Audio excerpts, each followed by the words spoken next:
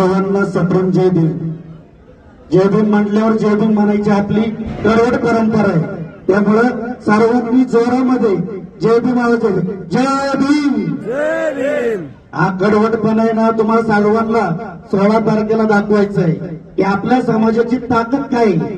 कारण आज लय दिवसांनी आपला समाज सर्वजण एकत्र आलेले आणि येत्या 15 तारखेला आपल्याला सर्वांनी आपण तर करायचंच मतदान, परंतु आपल्या शेजारी मैत्रिणी वगैरे नातेवाईक सर्व समाज बांधवांना धरून मतदान करायचंय.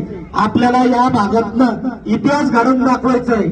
अण्णा वारंवार सांगतात की 4 त्यांच्या बहिणी, 3 बहिणी आणि एक आई त्यांची नानी, त्यांनी या भागामध्ये एक विक्रम करायचंय आणि आपल्याला त्यांच्या मागे खांद्याला खांदा देऊन उभं राहायचंय. हे कधी शक्य होणार आहे ज्या दिवशी आपण आपलं एक अमूल्य मत त्यांच्या पदरात टाकणार आहे, त्यावेळेस हा इतिहास घडणार आहे.